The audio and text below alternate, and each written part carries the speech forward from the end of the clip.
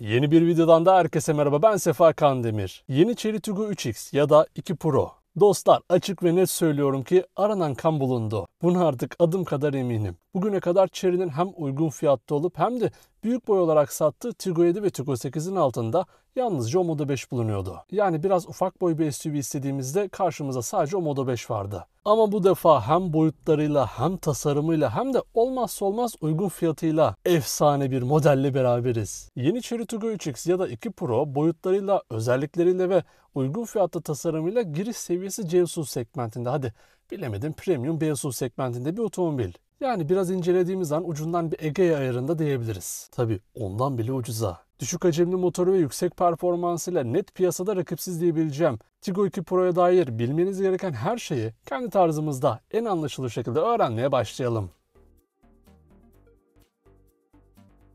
Tiggo 3X ya da Tiggo 2 Pro. Bu video boyunca ona iki adıyla da sesleneceğim. Genel bilgilendirme olsun, Tiggo 3X orijinal adı. Brezilya, Şili, Tunus ve Filipinler'de Tiggo 2, İran'da MVM X22, İtalya'da DR3 ve Omoda 3 olarak da onu görebilirsiniz. Diyorum ya, Çinlilerin her şeyi tamam da şu isim olayı tam bir çorba. Haberiniz olsun. Tiggo 2 Pro ilk kez 2016 yılında yollara çıktı. Aslına bakılırsa Chery'nin Fullwin isimli hatchback modelinin crossover dönüşümü olan Tiggo 2 Pro segment olarak da o civarlarda. 2023 yılındaki makyajına kavuşmadan hemen önce bana Konna'yı hatırlatan tasarımıyla yollarda olan Tiggo 3X 2023'te öyle bir makyajlanmış ki yani değmeyin keyfime. Ayrıca üretim yeri de Çin, Brezilya ve İran olarak 3 ayrılmış durumda. Bu İran'da otomobil konusunda çok başka bir seviyede dostlar, onun da bir videosunu yapacağız. Yeni Chery Tiggo 2 Pro'ya önden baktığımızda önde devasa bir panjur görüyoruz. Sanki panjurdan başka bir şey yokmuş gibi duran ön tarafta gündüz farları panjur tasarımıyla çok şık duruyor. Damalı yarış bayrağını andıran bu tasarımı çok beğendim. Ana far grubunun Omoda 5'te olduğu gibi tamponda olduğu yeni Tiggo 2 Pro yerden yüksek yakışıklı bir tasarıma sahip. Gerçekten böyle derli toplu oturaklı bir duruşu olan yeni Tiggo 3X'e ben okkalı bir tam puanı verdim gitti. Yerden yüksek yapısını şehirci profiliyle çok güzel şekilde bağlamış. Profili yeni Tiggo 2 Pro'nun bir dönüşüm arabasıymış gibi hissettirdiği tek yeri diyebilirim. Ön tamponun uzanıp çamurluk üstünde bu eklentileriyle birlikte arazi havasını sonuna kadar yaşattığı yetmiyormuş gibi bir de gözle görülür yüksekliği profilin öznesi olmuş. Bu jantlar da benim çok hoşuma gitti. Farklı tasarım ve renklerdeki jantların boyutları 265, 55, 16 inç olarak geliyor. 17 inçlerle de tatlı olur diye düşünüyorum. Dipo kapağı da burada duruyor dostlar. Bu bana biraz geride gibi geldi. Onun dışında yüksek camları, sinyal lambalı aynaları ve nakış gibi çizgileriyle profile tam not yakışır. Ön tasarımının çekici karakterini arka taraftaki o şık stoplarla birleştirince ortaya 3X çıkmış. Burada işler karışır. Doğruya doğru. Chery modellerinin tasarımlarını ülkece çok seviyoruz, beğeniyoruz. Segment olarak da çok yukarıda olmayan Tiggo 2 Pro'nun arka tasarımı ise efsane duruyor. Boydan boya uzanan stoplar arka camla birleştirilmiş. Bu da daha büyük bir araba izlenimi vermiş. Stopun üstündeki Chery logosu da cuk diye yerini bulmuş. Yok gözleriniz yanlış görmüyor. Bu da bir başka ülkede Chery'nin markası. Bir yerden gözüm bu tasarımı ısırıyor diyordum. Şimdi hatırladım. Mercedes-Benz UK dostlar.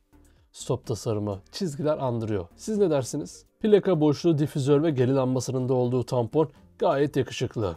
Egzoz böyle alttan yola karışıyor dostlar. Tamponda ona yer yok. Köşelerdeki bu parçalarla biraz daha spor bir izlenim kazanan yeni Tiggo 2 Pro'nun arka tasarımı çentikli spoilerla birleşince ortaya seyir zevki bol bir şeyler çıkmış. Peki ya boyutlar ne alemde? Kafamızda daha net canlansın diye onu Omoda 5'te kıyaslayalım. Yeni Chery Tiggo 2 Pro 4200 mm ile Omoda 5'ten 200 mm daha kısa, yani 20 santim. 1760 mm ile 70 mm daha dar ve 1570 mm ile 18 mm daha alçak boyutlara sahip. Dingil uzunluğunda ise 2555 mm ile Omoda 5'ten 75 mm daha kısa. Gördüğünüz gibi dostlar, Tiggo 2 Pro her anlamda biraz daha ufak bir SUV ama çok azıcık. Dış tasarım her zaman çok önemli. Bu konuda hemfikiriz. Ama bir otomobilde en fazla vakit geçireceğimiz kısım iç mekan olunca burası da benim kırmızı çizgim oluyor. Tiggo 2 Pro iç mekan tasarımıyla yine yapmış yapacağını. Dışarıdaki fark nispeten az olsa da Tiggo 2 Pro'nun içi standart ve Plus versiyonla çok büyük değişiyor.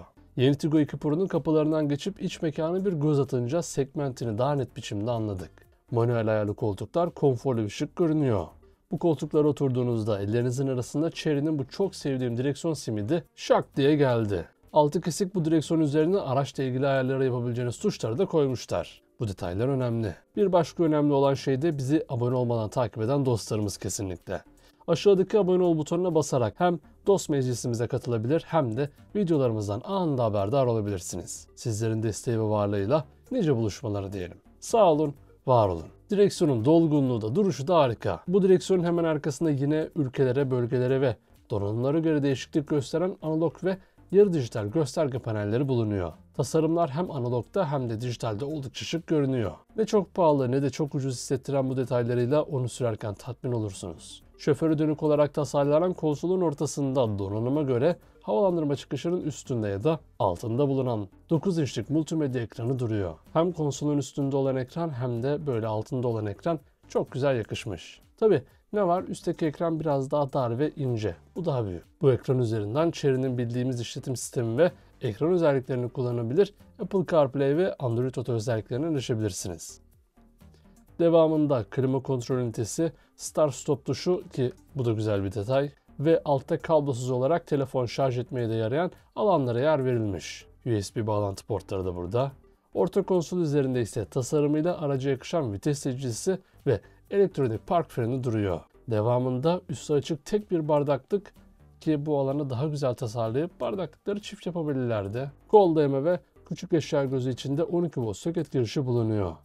Kabin genel anlamıyla oldukça işlevsel ve kaliteli hissettiriyor.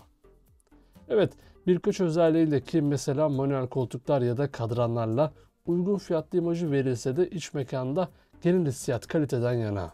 Ben arka koltukları da çok merak ediyorum. Önleri ikna olduk çünkü. Yeni Tiggo 2 Pro'nun arka kapılarını açtığınızda otomatik camlarda bir artıyı daha alır. Hayır, ne hale geldik görüyor musunuz? 2024 model Avrupalı arabalarda hala çevir kazı yanması misali manuel camlara maruz kalınca Çinli ucuz arabalarda hemen göz oraya kayıyor. Tiggo 2 Pro'nun arka koltukları fazlasıyla geniş gözüküyor.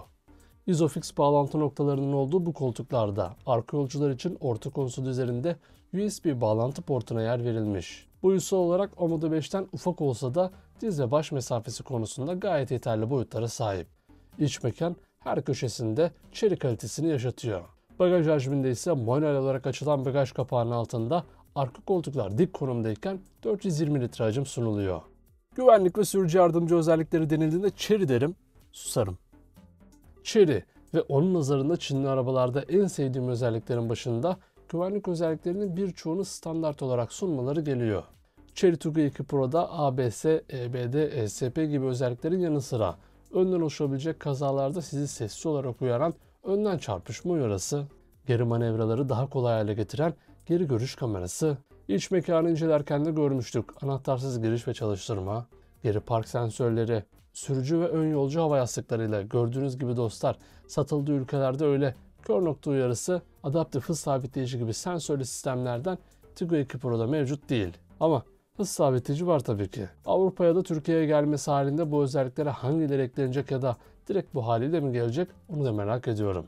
Yine de bugün birçok Avrupalı otomobilde olmadığında yadırgamadığımız otonom özelliklerin bu segmentteki bir otomobilde olmayışında yadırgayacağımızı sanmıyorum. Siz ne düşünüyorsunuz peki bu konuda? Evet dostlar, geldik beni en çok heyecanlandıran bölüme. Şu ana kadar Chery'lerde hep 1.6 TDI motor alışık değil mi? Yeni Tiggo 3X 1 litrelik motorlarla başlıyor. Evet dostlar, gerçekten tasarım ve teknolojinin yanı sıra beni ve bizi en çok heyecanlandıran Tiggo 2 Pro'nun kaderini direkt etkileyecek bölüm motor seçenekleri. Burada Chery beni şaşırttı doğrusu çünkü 1.6 TDI'ye o kadar çok alıştık ki farklı ve düşük hacimleri görmek tuhaf oldu. Tiggo 2 Pro'da motor seçenekleri 1.0 turbo beslemeli 3 silindir motordan başlıyor. Her ne kadar hacim ufak olsa da bu motordan 101 beygir güç, 150 Nm tork üreten Tiggo 2 Pro, CVT otomatik şanzımanla eşleştirilmiş. 100 kilometrelik ortalama yakıt tüketimi ise 6.8 litre yani gerçek kullanımda 6-7 litre arasında diyebiliriz. Diğer motor seçeneği ise 1.5 litre atmosferik oldu. Atmosferik beslemenin etkisiyle 116 beygir güç, 143 Nm tork üreten Tiggo 2 Pro. Bu motoru da CVT otomatik viteste eşleştirmiş. Ortalama yakıt tüketimi bu motorda da 6.7 litre olarak verilmiş. Tabi tercih konusunda 1 litrelik motorla kıyasıya bir rekabete gireceği kesin. Bir de tamamen elektrikli versiyonu var. 53.6 kWh'lik bataryasıyla 121 beygir güç üreten Tiggo 2 Pro E tam şarjda 401 km sürüş menziline sahip. Ne dersiniz?